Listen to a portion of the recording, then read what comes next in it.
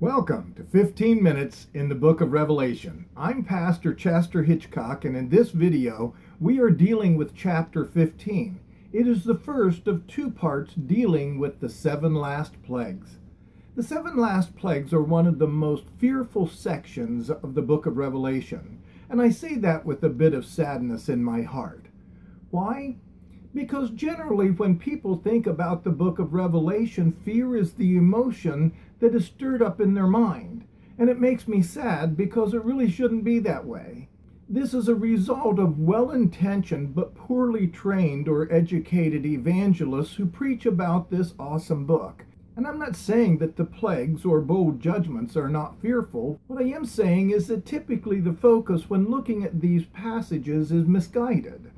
As I have pointed out in the past, one of the ways that scholars have summarized the book of Revelation is simply the love of power versus the power of love, or love wins. Love, not fear, not hate, but love. Love is to be the focus, so when we study portions in this book that deals with fearful images and symbols, we should also look for what the message of love is within its context.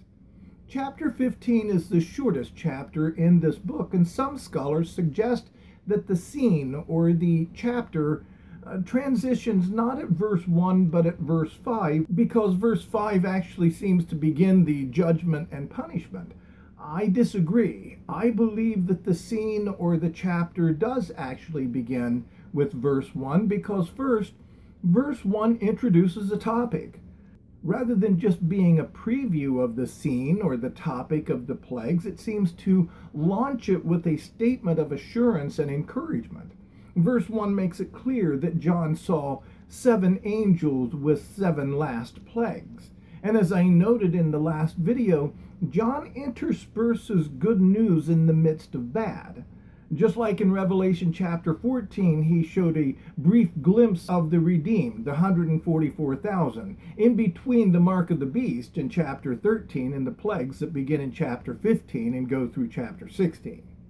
In verses 2 through 4 of chapter 15, we find those who have victory over the beast standing by the sea of glass, singing the song of Moses and the Lamb. By the way, who does chapter 14 say actually sings the song?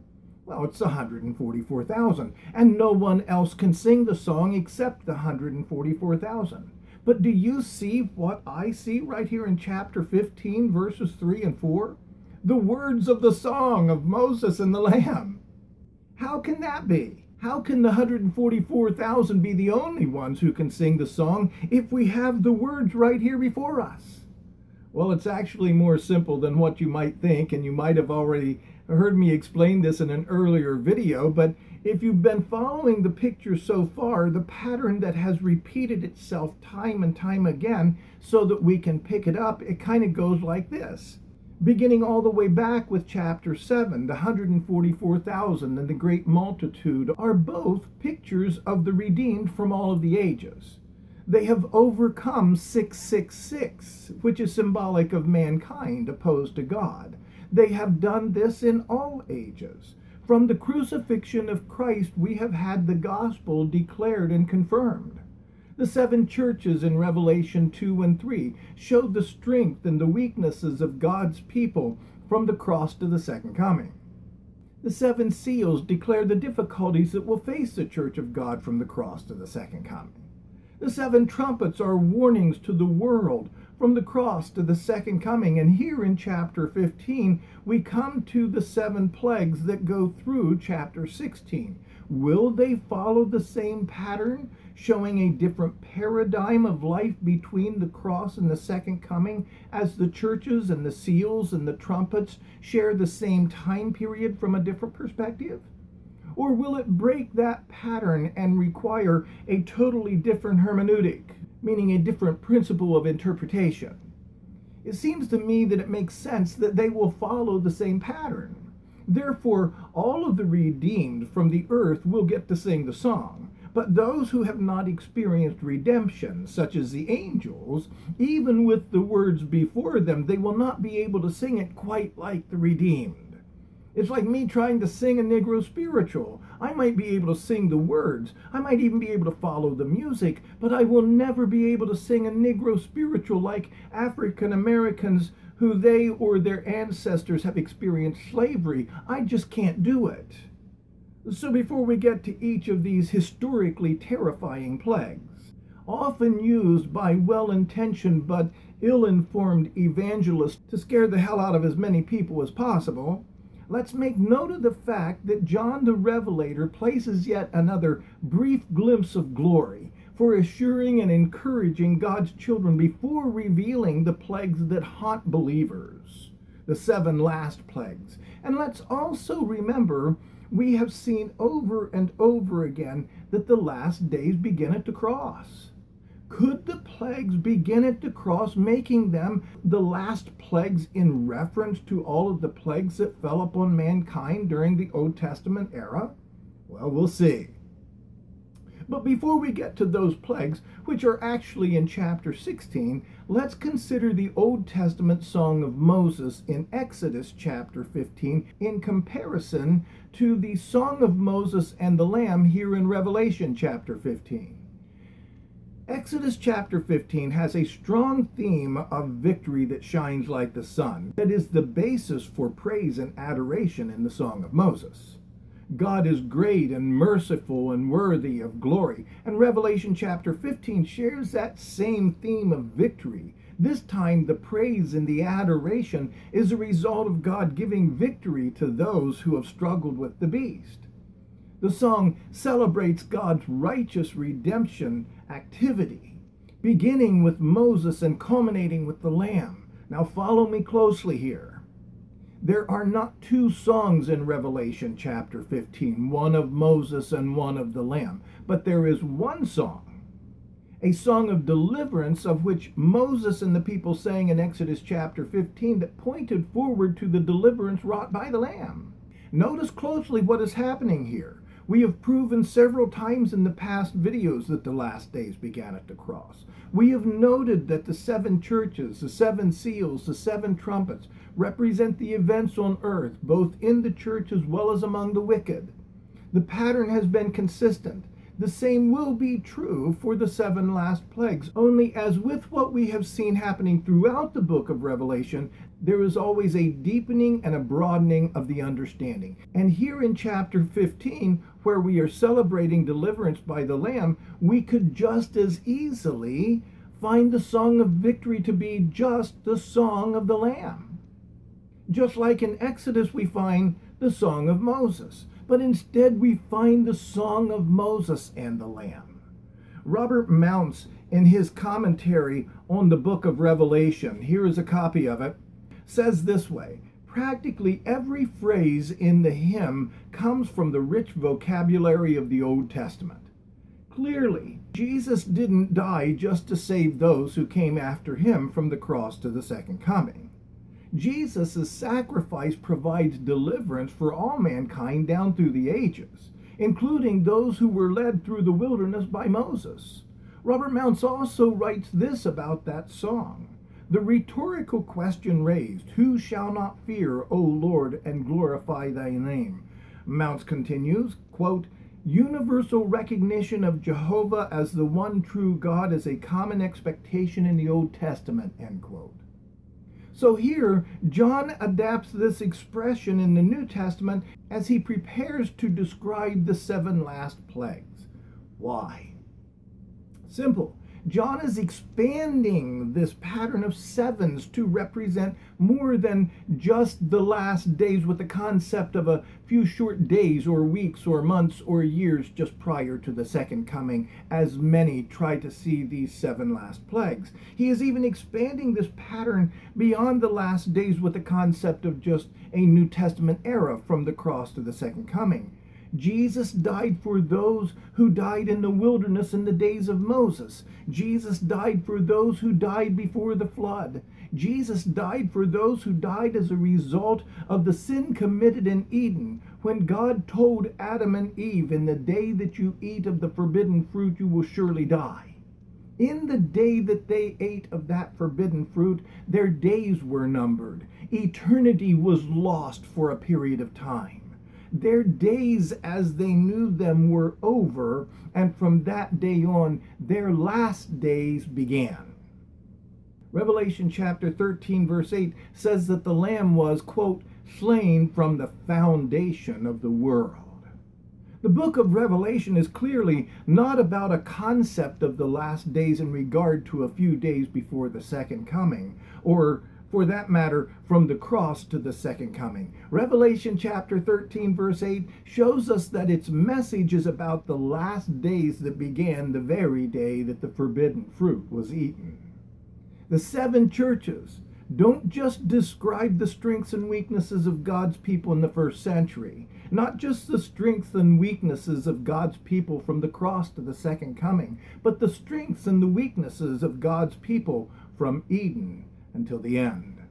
The same is true in regards to the seven seals and the seven trumpets. Can this be applied to the seven last plagues?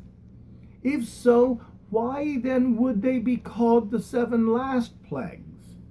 Well, before we get to applying this theory to the plagues, which we will do in the next video more deeply, we must consider the other symbols here in chapter 15.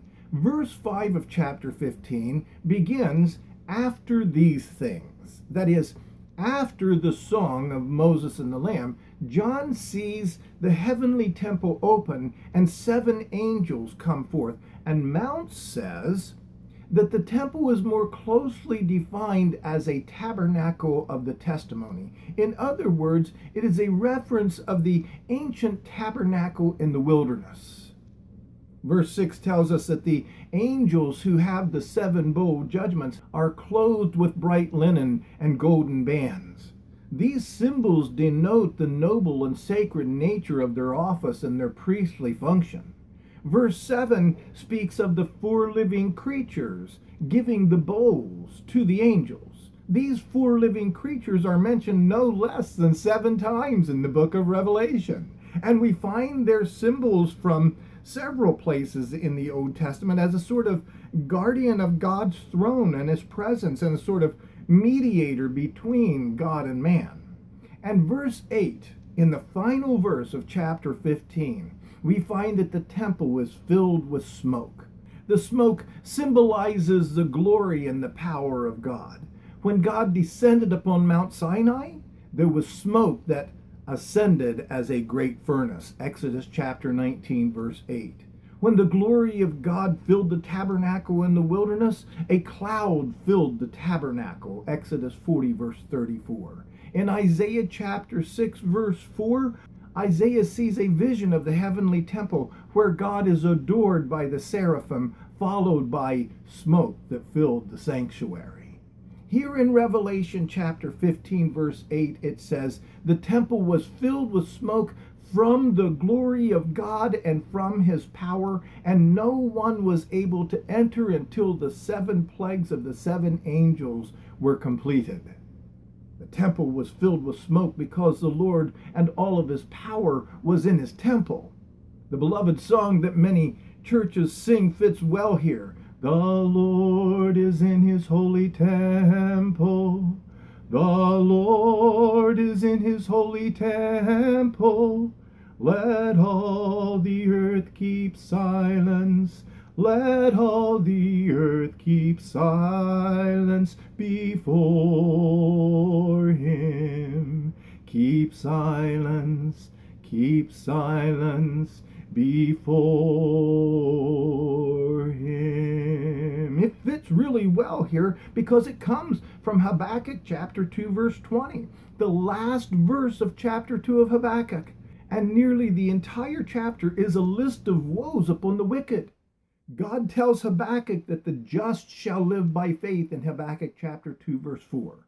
Then he begins to unleash, get this, a plague of woes upon the wicked, ending with, the Lord is in his holy temple. Let all the earth keep silence before him. Revelation chapter 15 shows God's people singing the song of Moses and the Lamb around the sea of glass, and it ends with God's temple being filled with smoke, a symbol of God's presence being in his temple. It's no wonder that no one can enter the temple until sin is over, until the 7 last plagues are completed. no one can enter the temple. Obviously, Revelation draws from the Old Testament symbols, but not just symbols. It is salvation history. From the foundation of the earth to the new earth is one story. It is the story of salvation through the Lamb of God, and whether it is the woes of Habakkuk or the woes of Revelation, whether it is the plagues of Exodus or the plagues of Revelation, when Christ comes the second time, there will never again be any woes, for the woes of this sinful world will be the last woes for all eternity. When Christ comes the second time, there will never again be any plagues, for the plagues of this sinful world will be the last plagues for all eternity. Remember what we have seen over and over, that the numbers in Revelation are to be understood in terms of quality, not quantity. And remember that the number 7 is symbolic of perfection and completion and fullness.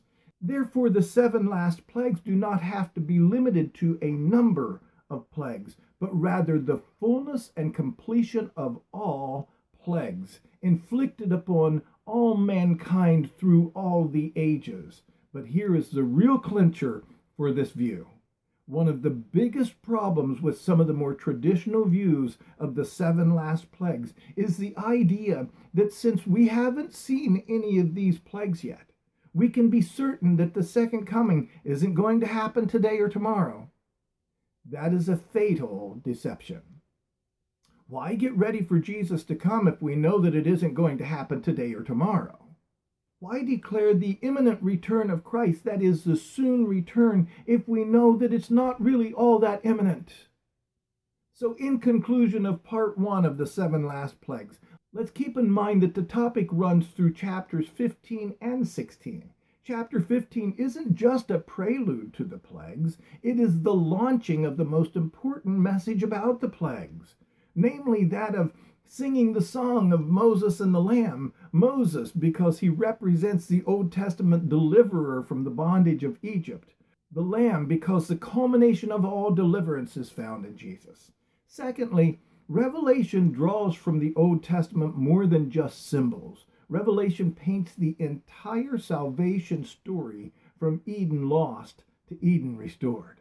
This broadens the understanding and the idea of the last days, beyond the last few days or weeks or months or years just prior to the second coming, even beyond the era of the cross to the second coming, to the last days that began when our first parents ate of the forbidden fruit. Therefore, studying the last plagues is not so that we can keep our eyes on everything that is going on around us so that we will recognize the plagues when they come, which ultimately prevents us from keeping our eyes on Jesus. Rather, studying the last plagues is to help us get a clearer, more colorful picture of what has been going on in all of salvation history. I will end part 1 of this 2-part look at the plagues with a quotation that I've shared with you in the past by Michael Wilcock in his book titled The Message of Revelation. There he writes, "We may expect the truth conveyed in this book," referring to Revelation, "to be intensive rather than extensive. In other words, what we are shown here is more likely a working over in color of a picture we have already known in outline than to be an extra piece of canvas tacked onto the original picture." You won't want to miss the next video, part 2 of the 7 last plagues. But if this video has been helpful to you, give me a thumbs up. And if you haven't subscribed to my channel yet, be sure to hit on that subscribe button and ring the bell and choose all so that you'll get a notification the next time a video comes up. God bless. I'll see you in the next video.